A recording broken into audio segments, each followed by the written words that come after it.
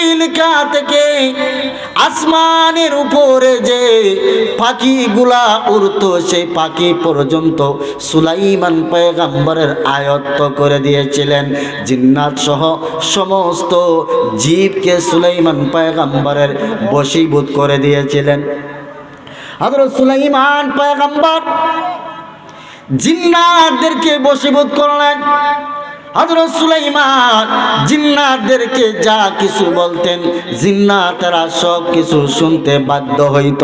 হযরত সুলাইমান পয়গম্বর যখন জিন্নাতদেরকে হুকুম করলেন, ও জিন্নাতেরা, আমি একখানা আল্লাহর ঘর মসজিদ নির্মাণ করতে তাই সেই মসজিদটা হবে, নাম হবে বাইতুল মুকাদ্দিস।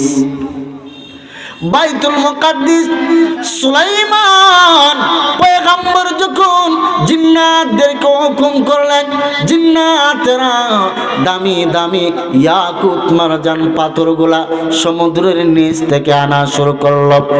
হযরত সুলাইমান পয়গম্বর বাইতুল মুকাদ্দিস যখন নির্মাণ করা শুরু করলেন, মাঝে মধ্যে আসতেন বাইতুল মুকাদ্দিস জিন্নাতেরা কেমন করে কাজ করতেছে সেই কাজগুলা দেখা করার জন্য। একদিন পয়গম্বর সুলাইমান জিন্নাতেরা কাজ করতে আছে, আর পয়গম্বর সুলাইমান লাঠি দিয়ে বর করে দাঁড়িয়ে আছেন। জিন্নাতেরা কিভাবে কাজ করতেছে, আল্লাহ রাব্বুল আলামিন মালাকুল মউত আজরাইলকে পাঠিয়ে দিলেন, যাও আমার পয়গম্বর সুলাইমানের জানটা কবজ করে নিয়ে আসো। মালাকুল মউত আজরাইল আসিয়া সালাম জানাইলেন। সালাম জানানোর পর বললেন, পয়গম্বর সুলাইমান, আমি হইলাম মালাকুল মউত আজরাইল। পয়গম্বর সুলাইমান, আপনার সময় শেষ, হায়াতের জিন্দেগানি শেষ, অতএব আপনাকে নিয়ে যাওয়ার জন্য এসেছি। সুলাইমান পয়গম্বর বললেন, ভাই আজরাইল, একটু সময় কি দেওয়া যায়? এই যে দেখো আমি একটা ঘর, আল্লাহর ঘর মসজিদ নির্মাণ করাইতেছি জিন্নাতের মাধ্যমে। ও ভাই, আমাকে একটু সময় দাও যাতে করে মসজিদটা নির্মাণ কাজটা শেষ করতে পারি। ও মালাকুল মউত আজরাইল, আমি যদি এই দুনিয়া ছেড়ে বিদায় হয়ে যায়, আমার জানটা যদি তুমি এখন কবজ করে নাও, আমার আয়ত্তে যে জিন্নাতগুলা মসজিদ বানাইতেছে মসজিদের কাজ তো তারা বন্ধ করে দিবে, অতএব একটু সময় দাও। মালাকুল মউত আজরাইল বলেন, পয়গম্বর সুলাইমান, আমার কাছে সময় নাই। কেন? আমি গোলামি করি কার? আল্লাহর গোলামি করি, আল্লাহর ডিউটি করি। পয়গম্বর, আমার কাছে কোনো কিছু করার মতো নাই। যদি আপনি চাইতে হয়, সময় চাইতে হয়, হায়াত যদি চাইতে হয়, চান কার কাছে? আল্লাহর কাছে। পয়গম্বর সুলাইমান দুইটা হাত উপরের দিকে বিছাই দিলেন। আল্লাহ, এই যে দেখেন আপনার ঘর আমি বাইতুল মুকাদ্দিস নির্মাণ করতেছি, আল্লাহ জিন্নাতের মাধ্যমে নির্মাণ করতে আছি। আল্লাহ, এখন যদি আমাকে মরণ দিয়া দাও, মালাকুল মউত দিয়া দাও, আল্লাহ জিন্নাতেরা তো কাজ করা বন্ধ করে দেবে। রব্বুল আলামিন, আপনার কাছে একটা দরখাস্ত, আমার হায়াতটাকে একটু বাড়াইয়া দেওয়া যায় না? আল্লাহ বলেন, পয়গম্বর, আমার একটা বিধান, সেই বিধানটা হলো ইযা জাআ আজালুহুম ওয়ালা ইস্তাখিরুনা সাআতাও ওয়ালা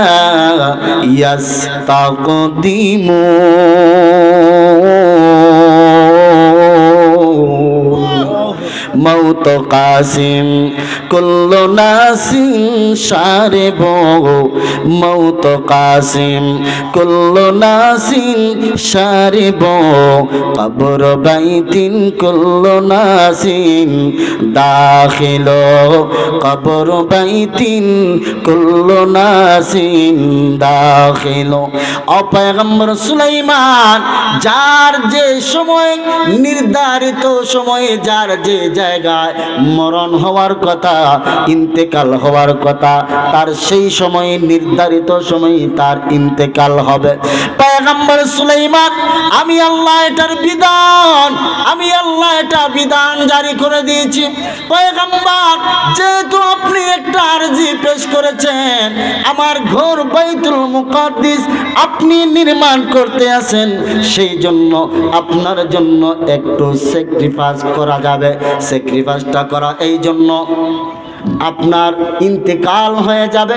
মালাকুল মউত আজরাইল তার সময় আপনার জান কবজ করবে, কিন্তু আপনার জান যে কবজ হয়ে গেছে, আপনার যে ইন্তেকাল হয়ে গেছে পয়গম্বর সুলাইমান, সেটা জিন্নাতেরা জানতে পারবে না, দুনিয়ার কোনো মানুষ জানতে পারবে না।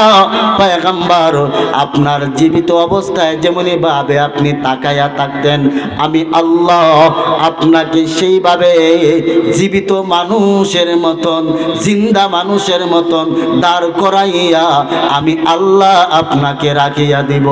বলেন সুবহানাল্লাহ। পয়গম্বর সুলাইমানের জান যখন কবজ হয়ে গেল, আল্লাহ রাব্বুল আলামিন সুলাইমান পয়গম্বরের লাঠির মধ্যে ভর করে যেভাবে দাঁড়ানো অবস্থায় ছিল, আল্লাহ রাব্বুল আলামিন হুকুম করলেন, ও পয়গম্বর সুলাইমান, তোমার দেহটা যেভাবে দাঁড়ানো অবস্থায় ছিল তুমি সেইভাবে দাঁড়ানো অবস্থায় জীবিত মানুষের মতন দাঁড়ানো অবস্থায় থাকো। অনেক দিন চলে গেল, কিতাবের মধ্যে উল্লেখ করা হয়েছে 40 দিন পর্যন্ত অতিবাহিত হয়ে গেল। জিন্নাতেরা ভাবতেছে সুলাইমান পয়গম্বর আগের মতন দাঁড়ায় আছে, সমস্ত মানুষেরা যেন সুলাইমান পয়গম্বর দাঁড়িয়েছে, কিন্তু সুলাইমান পয়গম্বর 40 দিন আগেই শেষ।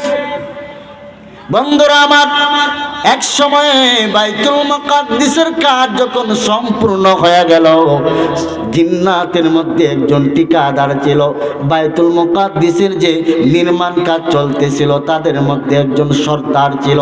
সর্দার আসিয়া বলতেছে যে, দেখি আমাদের যে সর্দার, আমাদের যে পয়গম্বর সুলাইমান, বাদশাহ সুলাইমান পয়গম্বরের কি অবস্থাটা, উনি এতদিন পর্যন্ত দাঁড়ায় আছেন। সর্দার ঠিকাদার যখন আসলো, আসিয়া দেখতে আসে, পরীক্ষা নিরীক্ষা করতে আসে, পরীক্ষা নিরীক্ষা করার পর দেখতেছে পয়গম্বর সুলাইমান তো এই জগতে আর নাই। এইদিকে বাইতুল মুকাদ্দিসের কাজও শেষ, আর ঠিকাদারও আইসে পরীক্ষা করতেছে। ভাইরা বাবারা আমার, এবার জিন্নাতের সর্দার বলতেছে, ও জিন্নাতেরা তোরা কিতা করস, তাড়াতাড়ি করে সুলাইমানের পয়গম্বরে বয়ে আমরা কাজ করতেছিলাম, পয়গম্বর সুলাইমান দিন নাই। আল্লাহ রাব্বুল আলামিন আর লাঠিকে হুকুম করলেন, লাঠি। সুলাইমান পয়গম্বর যেই লাঠিতে বর করে দাঁড়িয়েছিল, যখন বাইতুল মুকাদ্দিস আমার ঘর আমার মসজিদ যখন নির্মাণ কাজ শেষ হয়ে যাবে, লাঠিরে তোর নিচ থেকে উলুপুকু ধরে যাবে, উলুপুক ধরিয়া লাঠিগুলা খেয়ে ফেলবে, আর খেয়ে ফেলার সাথে সাথে সুলাইমান পয়গম্বর জমিনের মধ্যে পড়ে যাবে। সুলাইমান পয়গম্বর যখন জমিনের মধ্যে পড়ে গেল, বাইরে বাবার আমার, আল্লাহর ঘর মসজিদ বাইতুল মুকাদ্দিস নির্মাণ কাজ শেষ হয়ে গেল। বলতেছিলাম এত বড় বিশাল আকারে সারা বিশ্বটাকে রাজত্ব করেছেন সুলাইমান পয়গম্বর। আল্লাহর কাছে হায়াত চেয়েছিলেন কিনা? আল্লাহর কাছে হায়াত চেয়েছেন, তবে ব্যক্তিগত বিষয় না, ব্যক্তিগত কোনো কারণ